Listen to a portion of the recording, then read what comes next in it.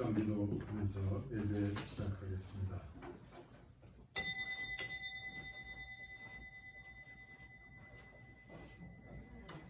좋은 이름이 좋은 기름보다 낫고 죽는 날이 출생하는 날보다 나으며 초상집에 가는 것이 잔치집에 가는 것보다 나으니 모든 사람의 끝이 이와 같이 되리라.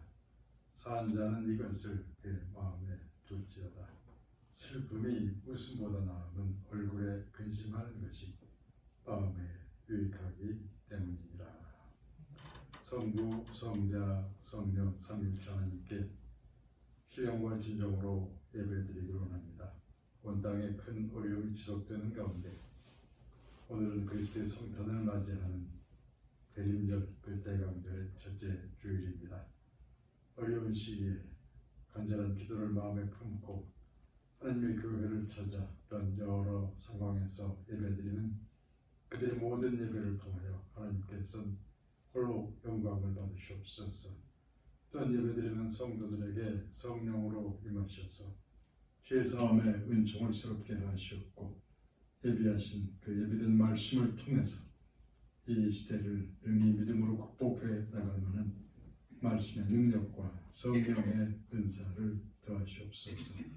오직 하나님께 영광을 돌리는 예배가 되게 하시옵소서. 예수님의 이름으로 기원하옵나이다. 아멘. 일어서서 621장 전하겠습니다.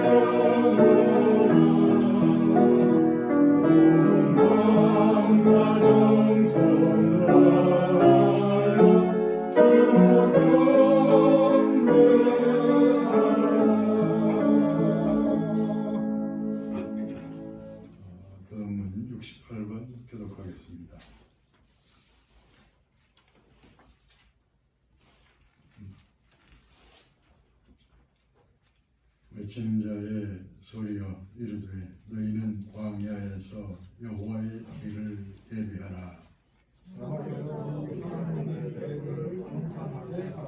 골짜기마다 도두어지며 산마다 언덕마다 낮아지며 고르지 아니한 곳이 평탄하게 되며 여호와의 영광이 나타나고 모든 육체가 그것을 함께 보리라. 말하는 자의 소리여 이르되 외치라. 대답하되 내가 무엇이라 외치리까 하니 이르되 모든 육체는 풀이요 그 모든 아름다움은 그의 꽃과 같으니 푸른 마르고 꽃이 시들면 여호와의 기운이 그 위에 돌리라. 이 백성은 실로 풀이로다. 풀마르고 꽃은 시드나 그의 하나님의 말씀은 영원히 서리라. 아멘. 신앙 고백하겠습니다. 나는 전능하신 아버지 하나님 천주의 창조주를 믿습니다. 나는 그의 유일하신 아들 우리 주 예수 그리스도를 믿습니다. 그런 성령으로 잉태되어 동정녀 마리아에게서 나시고 본디오 빌라도에게 고난을 받아 십자가에 못 박혀 죽으시고 장사된 지 사흘 만에 죽은 자 가운데서 다시 살아나셨으며 하늘에 오르시어 전능하신 아버지 하나님 우편에 앉아 계시다가 거기로부터 살아있는 자와 죽은 자를 심판하러 오십니다. 나는 성령을 믿으며 거룩한 공교회와 성도의 교제와 죄 용서받는 것과 몸의 부활과 영생을 믿습니다. 아멘. 자리에 앉으시기 바랍니다. 545장 진행하겠습니다.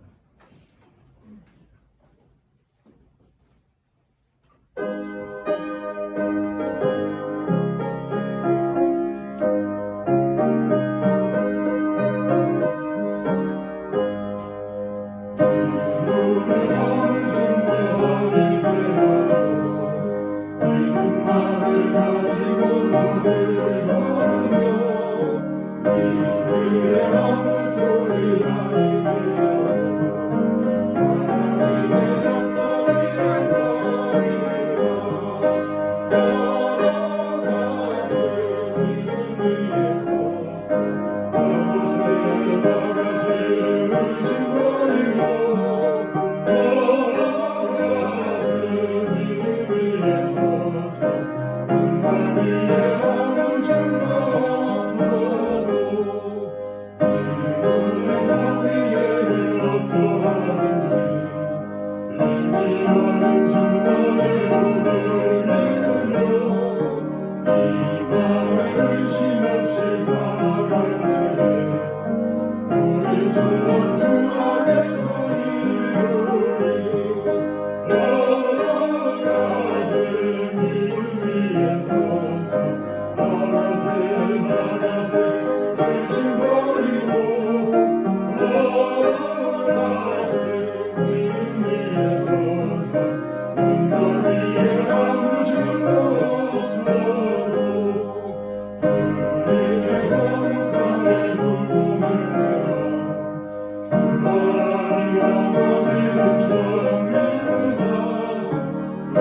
위한 모든 약속 믿는 자에게 넘지 못한 무슨 일이 있을까 걸어가세 믿음 위에 서서 나가세 나가세 의심 버리고 걸어가세 믿음 위에 서서 언덕 위에 아무 증거 없어도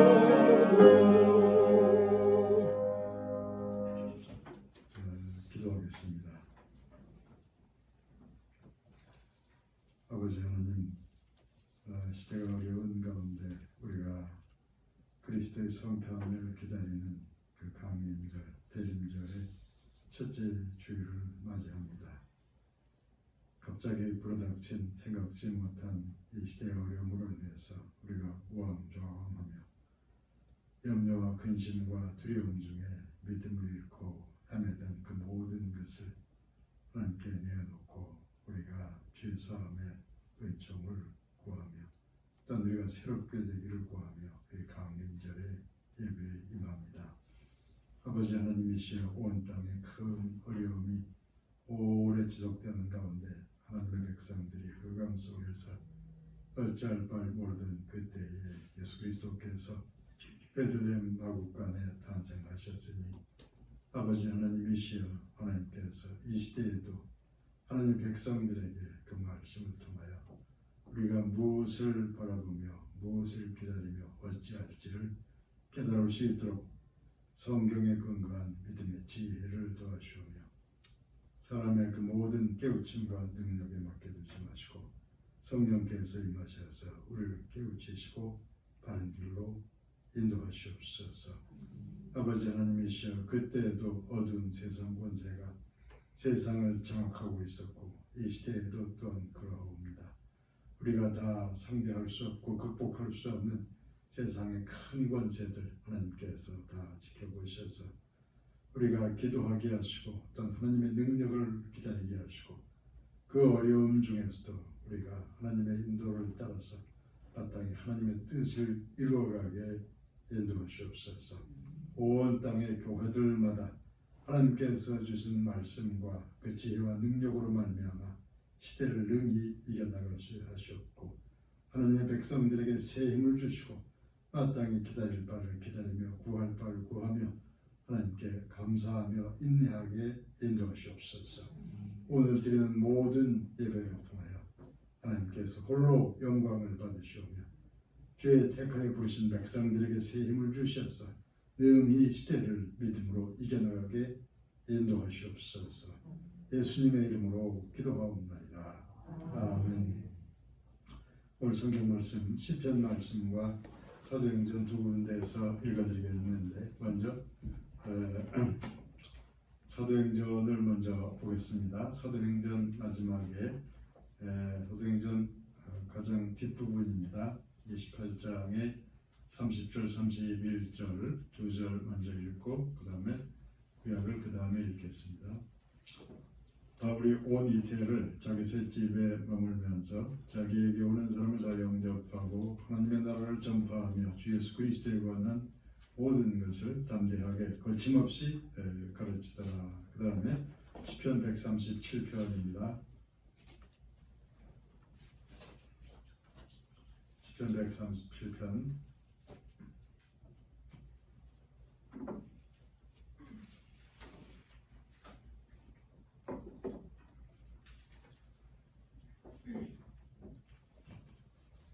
우리가 바벨론의 여러 강변 거기에 앉아서 시온을 기억하며 울었도다. 그 중에 버드나무에 우리가 우리의 수금을 걸었나니 이는 우리를 사로잡은 자가 거기서 우리에게 노래를 청하며 우리를 황폐하게 한 자가 기쁨을 청하고 자기들을 위하여 시온의 노래 중 하나를 노래하라 하미로다. 우리가 이방 땅에서 어찌 여호와의 노래를 부를까? 예루살렘아 내가 너를 잊을진대 내 오른손이 그의 제주를 잊을지로다. 내가 예루살렘을 기억하지 아니하거나 내가 가장 즐거워하는 것보다 더 즐거워하지 아니할진대 내 혀가 내 입천장에 붙을지로다. 여호와여 예루살렘이 멸망하던 날을 기억하시고 에돔 자손을 치소서. 그들의 말이 헐어버리라 헐어버리라 그 기초까지 헐어버리라 하였나이다. 멸망할 딸 바벨론아 내가 우리에게 행한 대로 내게 갚는 자가 복이 있으리로다. 내 어린 것들을 바위에 메어치는 자는 복이 있으리로다. 아멘. 635장 찬양하고 말씀 전하겠습니다.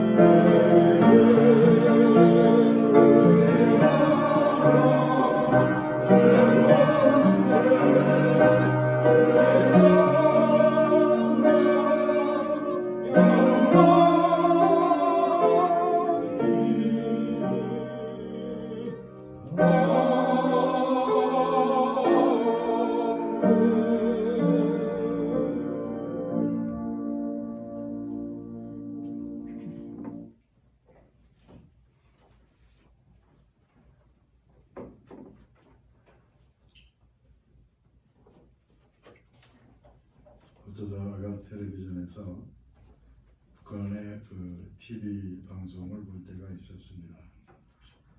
그 화면에 등장하는 아나운서가 강한 억양으로 이런 말을 합니다.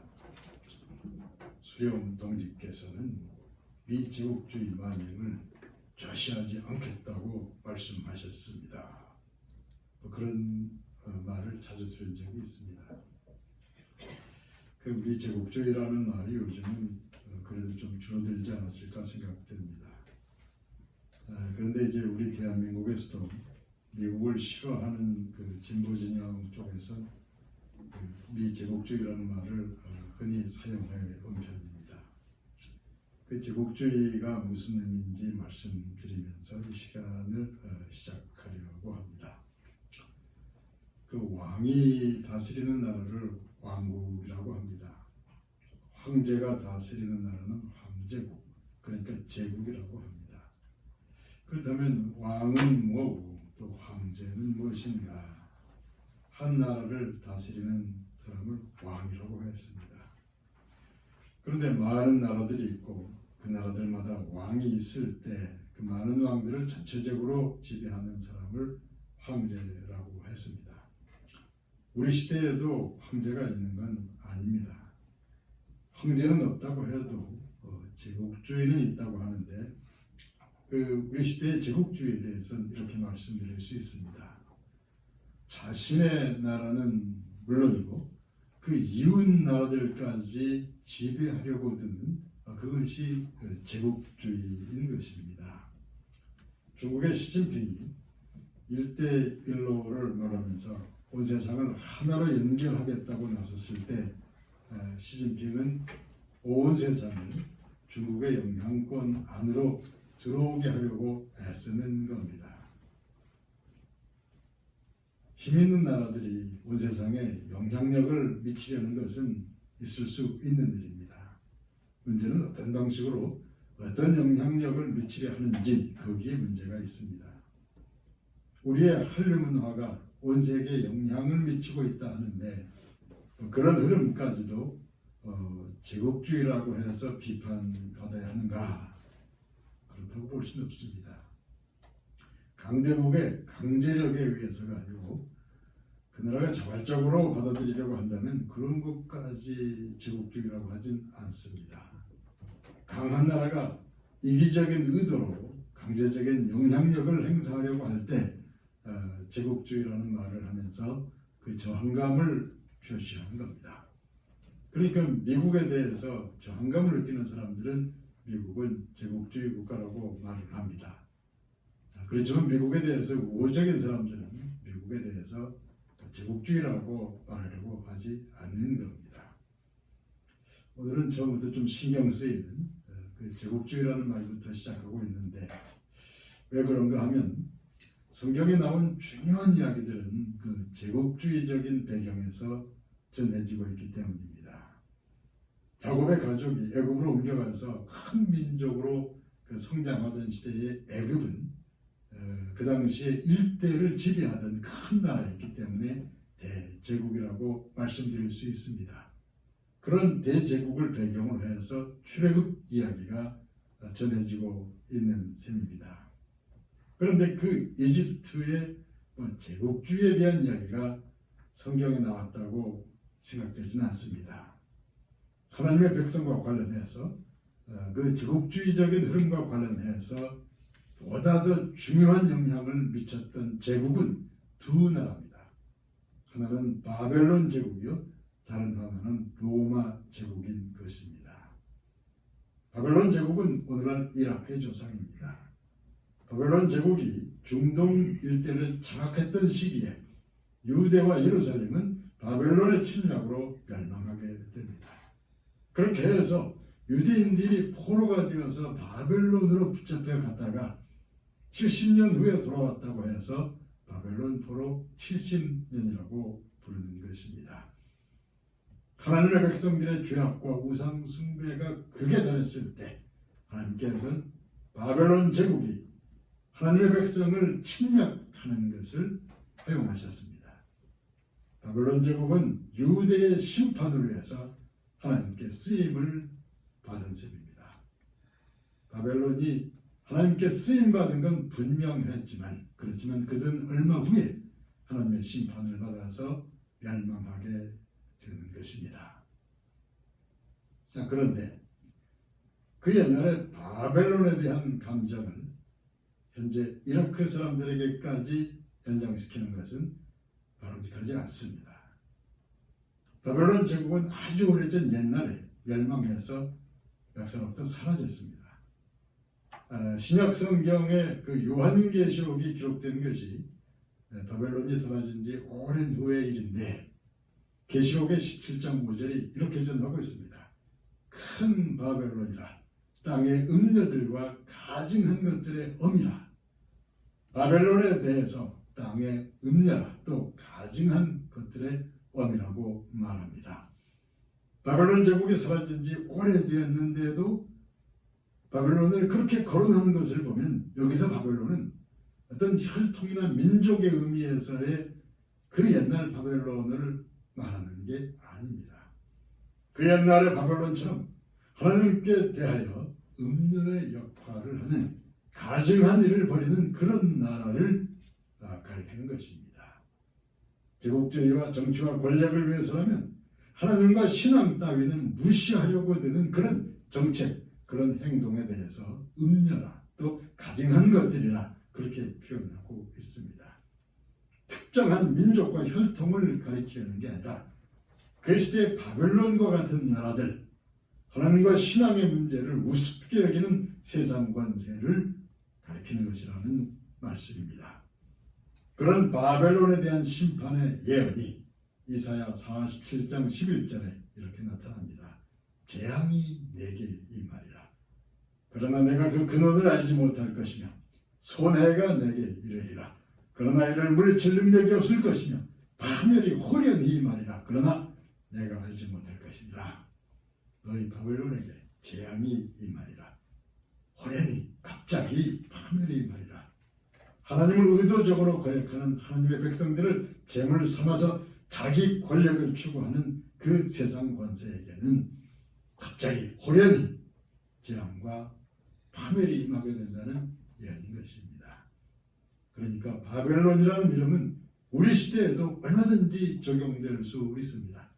정치와 권력을 위해서 하나님의 교회를 무시하려 드는 그런 세상 권세에 대해서 바벨론이라고 부르는 것이 성경적인 의미로 타당하다는 말씀입니다. 어느 시대에나 그런 세상 권세가 있어서 그 바벨론 같은 세상 권력이 하나님의 백성과 교회를 제물 삼아서 자기 권력을 추구하며 살았습니다. 경우에 따라서는 하나님의 성전을 공격해서 파괴했고 하나님의 백성을 포로로 붙잡아가기도 했습니다. 시편 137편은 그런 바벨론 포로와 그리고 포로 귀환에 관련된 시편입니다. 하나님의 백성들의 죄악이 쌓이고 예루살렘 성전에 우상이 세워지면서 유대 백성의 신앙생활은 의미가 없어지고 말았습니다. 오래 참으시던 하나님께서 마침내 하나님의 백성을 심판하십니다. 그래서 바벨론 제국이 심판의 도구로서 쓰임받게 되는 것입니다. 바벨론의 침략으로 유대라는 나라는 참혹한 비극을 맞이하게 됩니다. 나라가 망하고 성전은 완전히 파괴되고 쓸만한 인재들은 포로로 붙들려갑니다. 머나먼 곳으로 붙잡혀간 유대인들이 그 붙들려간 그 땅에서 통곡하며 회개합니다. 시편 137편 1절을 통해서 그 포로들은 이렇게 노래합니다. 우리가 바벨론의 여러 강변 거기 앉아서 시온을 기억하며 울었도다. 포로가 되어 머나먼 땅에 붙잡혀가서 어느 감뚝에 앉아 하나님을 생각하며 예루살렘과 시온 성전을 기억하며 울었다는 것입니다. 때가 차면 하나님께서는 그 백성으로 하여금 자기 땅으로 돌아오게 하셨습니다. 그러면서 하나님께서 이제는 바벨론에 대해서 심판을 내리십니다. 그 심판과 관련해서 시편 137편의 8절과 9절이 이렇게 전하고 있습니다. 멸망할 바벨론이야. 너가 우리에게 행한 대로 갚는 자가 복이 있으리로다. 내 어린 것들을 바위에 메어치는 자는 복이 있으리로다. 멸망할 바벨론이여. 하나님과 하나님의 백성을 만홀히 여기는 세상 권세여. 너가 행한 대로 너는 심판을 받을 것이다. 너의 어린 것들이 바위에 매어 침을 당하게 될 것이다. 그들의 어린 생명들이 바위에 매어 침을 당하게 된다고 합니다. 어린 생명은 들어서 바위에 매어 친다는 것이 끔찍하게 들려옵니다. 그런 끔찍한 방식으로 그들로부터 미래와 희망이 다 사라지게 하겠다는 심판의 예언입니다. 하나님을 거역하며 하나님의 백성과 성전을 공격하는 그 세상 권사에 대해서는 미래와 희망이 다 사라지게 될 것이라는 심판의 예언인 것입니다. 그 예언대로 바벨론 제국이 역사에서 파멸되어 사라진 지가 오래되었습니다. 바벨론 제국은 그렇게 역사 속으로 사라진 지가 오래되었는데 바벨론과 같은 세상 권세의 흐름은 지금도 얼마든지 기세등등하게 살아 움직입니다. 어느 시대, 어느 세상에서나 어느 나라에서나 호시탐탐 세상을 장악하려 드는 것입니다. 그런 세상 권세는 영원히 하나님의 심판 대상이 된다는 것이 성경에 나타난 심판의 예언이라는 말씀입니다. 자, 그렇다면 로마 제국은 어떠한가? 로마 제국에 대한 말씀을 드리면서 이 시간 결론으로 들어가려고 합니다. 로마 제국은 어떠했는가? 예수님의 십자가 재판을 주도한 사람은 로마 제국이 파견한 빌라도 총독입니다. 처음에 로마 제국은 예수 그리스도를 핍박하는 입장이었습니다. 그러다가 어느 시기 이후에 로마 제국은 복음을 받아들이게 됩니다. 모든 길은 로마로 통한다는 말이 있습니다. 온 세상을 지배하는 데 있어서 로마는 먼저 길을 만들었는데 로마가 만든 그 길은 이제 복음을 전파하는 길로 쓰임을 받게 됩니다. 법을 공부하는 사람들은 지금도 로마의 법을 소중히 여깁니다. 로마 법에는 기독교의 영향이 스며들어 있고 특히 로마 가톨릭교회는 로마의 법과 제도의 영향을 많이 받아들인 편입니다. 그래서 이후에 오랜 역사 동안 로마 제국은 기독교 제국과 동일시 되어 온 겁니다. 처음에 세워진 로마는 기원전 7세기 라틴 민족이 세운 나라입니다.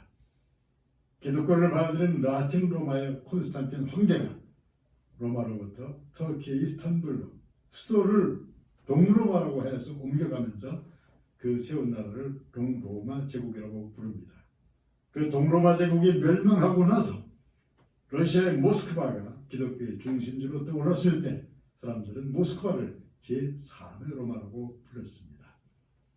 본래 이탈리아 로마가 제1의 로마요. 동로마 제국의 수도인 콘스탄티노플은 제2의 로마요. 새로이 그 기독교 중심지로 떠오른 모스크바는 제3의 로마라고 불렸습니다. 그러니까 처음 로마의 라틴 민족은 물러갔어도 그리고 동로마의 그들도 물러갔어도 기독교를 상징하는 로마라는 이름은 오랜 역사 동안 이어져 온 셈입니다. 물론 로마라는 이름도 때로는 바벨론 같은 세상 권세의 의미로 받아들여질 때가 있었습니다. 그렇지만 바벨론이라는 그 우상의 제국은 아예 통째로 사라지고 말았는데 로마 제국의 그 로마라는 이름은 왜 그렇게 오랫동안 남아있게 된 것인가? 그 이유를 조금 더 생각하면서 오늘날의 세계와 우리의 미래에 대해서 말씀드리면서 이 시간을 마치려고 합니다. 복음을 전파하는 과정에서 사도 바울은 여러 번 감옥에 갇혔습니다. 그 선교 생애를 마칠 때쯤 해서 사도 바울은 로마에서 체포돼서 구금된 상태였습니다. 그 사도 바울의 생애 마지막에 대해서 사도행전 28장 30절은 이렇게 전하고 있습니다. 바울이 온 이태를 자기 셋집에 머물면서 자기에게 오는 사람을 다 영접하고 온 이태를 2년 동안을 자신의 셋집에 머물렀다고 합니다. 그 시대에는 죄수 자신이 세를 내고 집을 빌리면 감옥 대신 그 집에서 살게 했습니다. 죄수가 자신이 세낸 집에서 감옥살이를 했던 겁니다. 로마 제국은 그렇게 사도 바울을 가두었다가 참수형에 처하게 됩니다. 사도 베드로는 로마에서 십자가에 매달려 죽은 것으로 알려져 있습니다. 그런 순교 과정에서 로마 사람들이 기독교 복음을 받아들이기 시작했습니다. 그러다가 때가 참에 로마 황제 콘스탄틴이 공식적으로 복음을 받아들이게 되는 겁니다. 로마는 국가를 통치하는 공적 원리로서 기독교를 채택하게 됩니다. 그런데 그런 국가 차원에서 받아들이는 기독교가 순수한 신앙이 될 수 있을 것인가? 물론 그런 기독교가 순수한 신앙이 되는 데는 한계가 있습니다. 그렇지만 로마 제국은 기독교 제국으로 알려져 왔습니다. 로마가 잘했다는 말씀을 드리는 게 아닙니다. 세상 역사 과정에서 로마라는 이름이 하나님의 쓰임을 받았다는 점을 말씀드리려는 것입니다. 로마 제국이 온 세상을 장악했던 그 시대에 예수 그리스도께서 베들레헴 마구간으로 우리를 찾아오셨습니다. 사도 바울은 딱 그까지 복음을 전하기 위해서 먼저 로마라는 도시로 붙잡혀갑니다. 로마 황제 네로가 자신의 잘못을 기독교인들에 돌리면서 기독교인들이 그 로마에서 참혹한 고통을 겪기도 했습니다. 그러면서도 로마 제국에는 기독교를 받아들이려고 하는 황제들이 있었습니다. 기독교를 국가의 통치 원리로 삼으려는 그 애쓰는 황제들이 있었습니다. 하나님께서 로마 제국을 한동안 들어주셨다는 말씀을 드리는 것입니다. 바벨론에 대해서는 유대 백성을 심판하는 도구로 쓰시다가 하나님께서 심판하셨고 결국 파멸을 취하셨습니다. 그런데 로마 제국에 대해서는 상당히 오랫동안 세상 역사에 남겨주셨습니다. 그 로마를 향해서 하나님의 아들이 찾아오셨고 로마를 배경으로 해서 세상에 복음을 전하셨습니다. 모든 길은 로마로 통한다는 그 길을 통해서 복음이 세상을 향하게 된 겁니다. 현재 우리 대한민국에는 그런 바벨론 제국과 로마 제국이 함께 혼재해 있는 듯합니다. 이 나라의 믿음 없는 권력자들을 생각하면 그들이 수시로 교회를 적대하는 모습을 보면 우리는 바벨론 비슷하게 보입니다. 모든 길은 로마로 통한다는 말처럼 이 시대의 정보통신, 고속인터넷은 한국으로 통한다는 점을 생각하면 그리고 문화적 한류가 세상에 퍼져나간다는 점을 생각하면 땅끝까지 복음을 전할 수 있는 보이지 않는 길과 여건이 우리에게 주어져 있는 듯합니다. 그 둘 중에 어느 편을 바라보며 기도할 것인가? 그게 현재 우리의 문제라고 생각됩니다. 심판과 멸망에 처해질 바벨론의 권세를 두려워하는 거기에만 붙들려 있을 것이냐? 현재 어려움 때문에 더 이상 아무것도 생각할 수 없을 것인가? 아니면 하나님은 살아계시다는 것과 그때 사도 바울과 그리고 우리에게 주어진 복음과 사명을 생각할 것인가? 두려움과 염려는 그 바벨론 쪽으로 넘겨두고 우리는 이 시대와 미래를 위해서 하나님의 쓰임을 받기 위해서 마음의 준비를 해야 합니다. 부패하고 타락한 그 권력자와 성직자가 가득한 로마도 그렇게 쓰임을 받았는데 우리도 얼마든지 쓰임 받을 수 있다는 믿음을 가지고서 성경을 다시 펴고 기도의 무릎도 다시 꿇고 그러다 보면 새로운 미래의 밝은 화면이 여러분들의 마음을 가득 채우게 될 겁니다. 아멘. 그런 미래, 그런 소망을 품고서 기도하며 일어서기를 예수님의 이름으로 축원합니다. 아멘. 기도하겠습니다.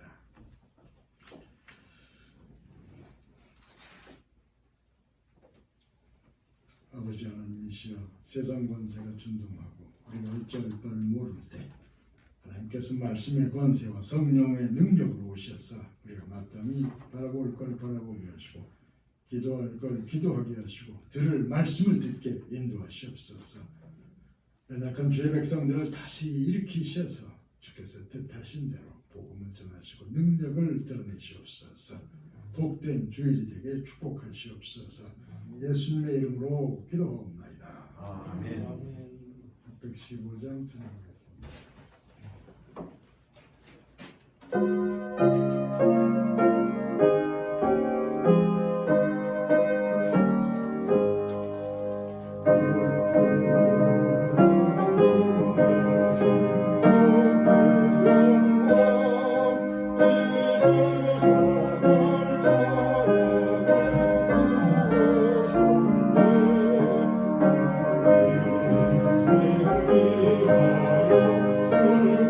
시사 조용한 생명을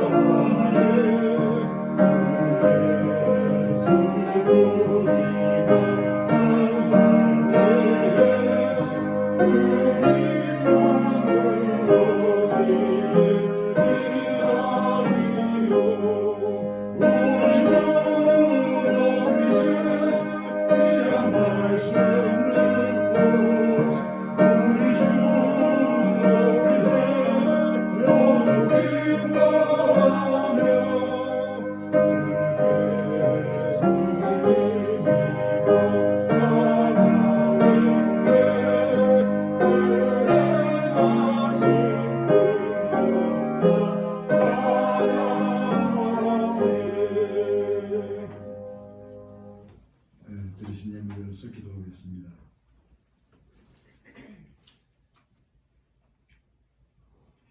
하나님께 예배를 드리며 여러 모양으로 감사의 예물을 드립니다. 모든 걸 기쁘게 받으시옵소서. 하나님의 선하신 뜻을 쫓아서 이 모든 게 쓰임받게 하시옵고 귀한 열매를 맺게 하시옵소서. 어려운 시대에도 주의 백성들을 은혜 가운데 돌보셔서 하나님께 나올 때는 자원하는 감사의 마음으로 드리게 하시옵소서. 또한 어려운 시절에 우리가 주변과 이웃을 잘 돌아봐서 믿음의 선행을 잘 감당케 인도하시옵소서. 예수님의 이름으로 기도하옵나이다. 아멘. 교회 소식을 간단히 말씀드리겠습니다. 오늘이 강림절 첫째 주일인데 설교 내용은 별로 포함시키지 않았지만 어쨌든 성탄을 기다리는 성탄절 이전에 네 번의 주일을 강림절이라고 합니다. 강림절, 대림절, 대강절 같은 의미입니다. 강림절의 강은 하나님께서 이렇게 내려오셨다. 승강기할 때 강자죠. 그래서 예수님 하나님께서 내려오신 그것이 예수 그리스도를 통해서 오시다는 강자고, 임하신다, 재림 오신다는 거. 대는 기다림의 의미. 오시는 그리스도를 기다린다는 그런 의미가 강림절, 대림절, 대강절 이렇게 다 씁니다. 보통 대림절 이렇게 쓰도록 되어 있습니다. 오늘은 성경 우리절 한 주만 쉬겠습니다. 그리고 이제 제가 이렇게 방역 당국에서도 예배 드릴 때 마스크 쓰라고 그러는데 웬만한 다른 거 신경 쓰지 말고 우리가 할 수 있는 일을 하기 위해서 저도 의도적으로 이렇게 마스크를 쓰고 예배를 드리고 있습니다. 그렇게 하셔서 여러분도 이 시기가 잘 지나갈 수 있도록. 요즘은 어느 공동체도 그렇게 안전하지 못합니다. 우리 스스로 우리를 잘 돌보면서 이 시기를 지나가야 되겠습니다. 강단 헌화하는 정이명 성도께서 지난번에 추수감사 때 세례 받으신 정이명 성도께서 하셨습니다. 그냥 앉은 채로 618장 찬양하고 축도하겠습니다.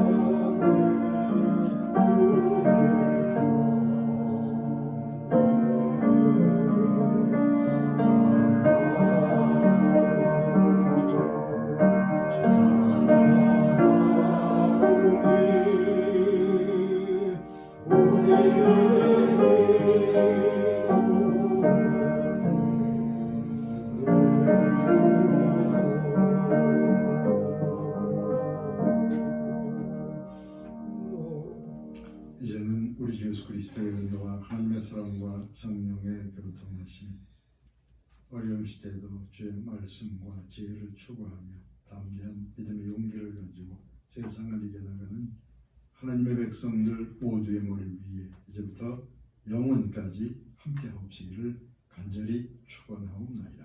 아멘.